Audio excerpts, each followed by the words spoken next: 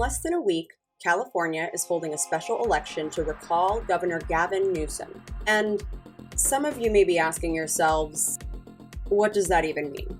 As a lifelong Californian and professional political strategist, I thought it would be helpful to provide some background and insights on the recall. This isn't the first time California has held a recall election. In 2003, Gray Davis was recalled and replaced by the one and only Arnold Schwarzenegger. And recall efforts aren't exactly uncommon. There have been at least 54 attempts in California's history to remove an elected governor from office, and one of 6 efforts to remove Newsom. In fact, every California governor since 1960 has faced some form of recall attempt. Now let's talk about how a recall works. In order to trigger a recall election of a statewide elected official, proponents must gather a certain number of signatures from registered voters. The number must equal 12% of the votes cast in the previous election for that office. So, based on the previous gubernatorial election, the 2021 recall petition required 1.4 million signatures. When the Secretary of State confirms that a recall petition meets the required number of signatures, a recall election must be scheduled within 60 to 80 days. A recall ballot consists of 2 questions: whether the incumbent should be recalled, and, if recalled, which challenger should replace them. If a majority of voters select yes on the first question, then the challenger who receives the most votes finishes out the incumbent's term in office. You heard that right. If less than 50% vote no, we could be stuck with a governor who's only supported by a tiny minority. Seems a bit undemocratic, right? So you may be wondering, how did this recall effort start? Orrin Heatley, the former Yolo County Sheriff's Sergeant, led early organizing efforts to generate support for his Recall Gavin 2020 petition long before the start of the pandemic. The initial recall petition focused on a variety of grievances, such as illegal immigrants, homelessness, taxes, and water rationing. While organizers of the recall campaign said the effort was driven by grassroots supporters angry over pandemic restrictions and Newsom's hypocrisy after attending a dinner at the French Laundry in violation of his own COVID guidelines, over half of the funds raised by recall proponents are from billionaire donors and about 24 Republican groups. It's also largely supported by the California Republican Party. In February, they announced they were going to give $125,000 to the campaign. Days earlier, the Republican National Committee gave the state GOP $250,000 intended to aid the recall drive. The recall effort has also been publicly endorsed by the likes of Devin Nunes, Newt Gingrich, Mike Huckabee, and Donald Trump, all notoriously virtuous defenders of democracy. Sorry, I can never keep a straight face when I say that. Anyway, where were we? On July 1st, the Department of Finance released an estimate of the cost of the election, which was called for September 14th, 2021, at $276 million. $276 million taxpayer-funded dollars on a Republican temper tantrum trying to overthrow the democratic will of the American people. Because, it's not like we have anything else important going on, like an ongoing international pandemic, impending Afghan refugee crisis, Netflix shows to catch up on, personal fitness goals, etc., etc.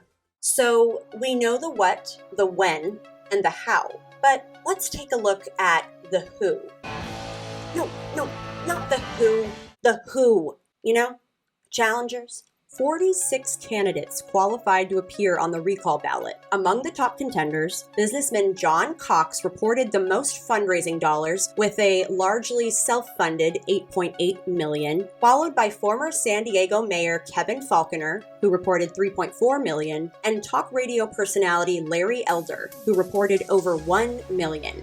First, let's take a look at Larry Elder, the conservative talk radio host who loves lavishing Donald Trump with praise on Twitter and making appearances in some of the cringiest PragerU videos. If racism is in our DNA, doesn't that mean it's immutable, unchangeable? The idea that there's systemic racism against Black people is a lie. That's a big yikes.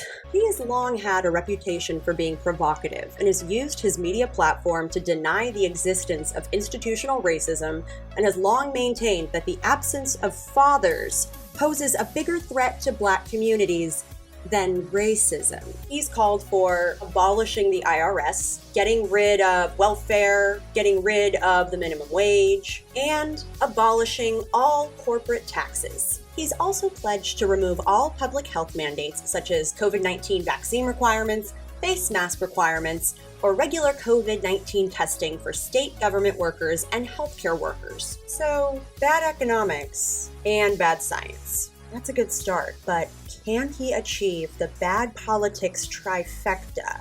Let's take a look at his Twitter. Roles for men not gay, transsexual, transgender, or unsure. Hashtag Golden Globes. Playboy to feature its first transgender playmate. Geez, if Hef weren't dead, this would have killed him. Well, there you have it. Now let's move on to John Cox, the businessman who lost to Gavin Newsom in 2018 in the state's biggest gubernatorial landslide since 1950. Cox is an absolute treasure trove of hilariously bad takes. I'm talking real bad takes. At the 2006 Conservative Political Action Committee convention, he discussed his anti-abortion stance, even in instances of rape or incest. Quote, "I think anybody who has a rape and incest exception to abortion really hasn't thought it through.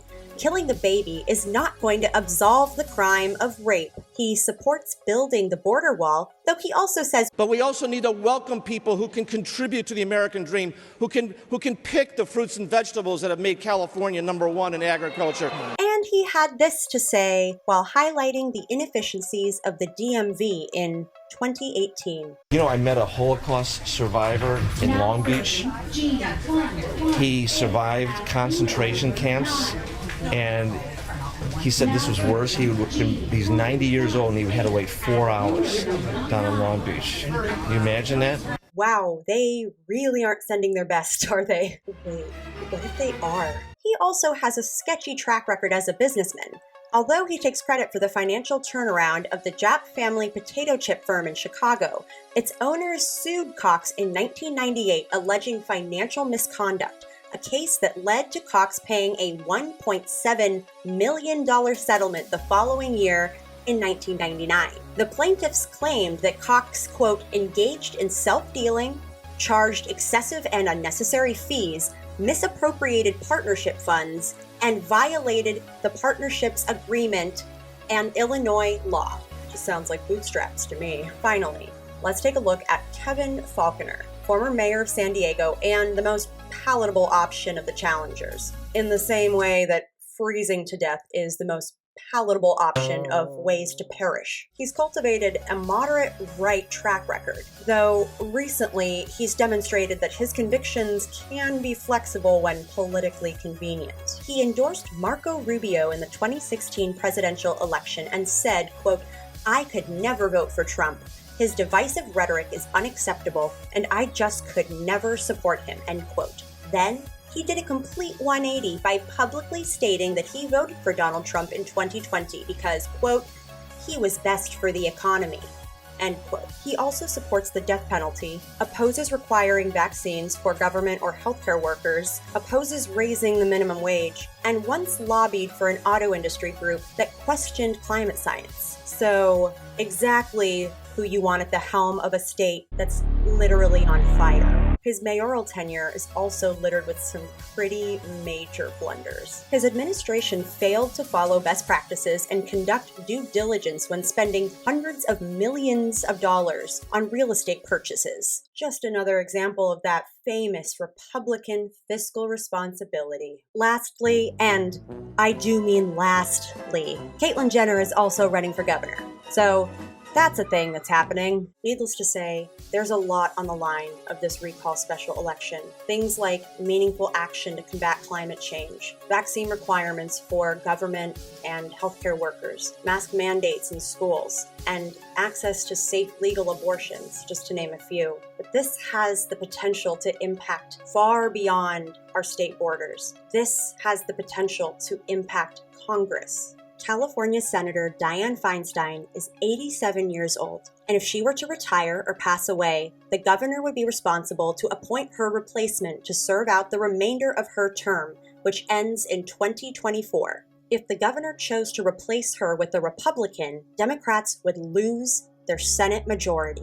Gavin Newsom won election in 2018 with a whopping 62% of the vote. Like him or not, he is who Californians democratically elected to serve them as governor. Don't be fooled. This is yet another undemocratic power-grabbing attempt by the Republican Party to overturn the will of the people and costing taxpayers hundreds of millions of dollars in the process. It is absolutely critical that you vote no on the recall. And don't stop there. Tell your friends, family, your neighbors, your colleagues, tell everyone you know to vote no. There is too much on the line, and we need to stand up for democracy. Mail-in ballots were sent to every registered voter in California on August 16th.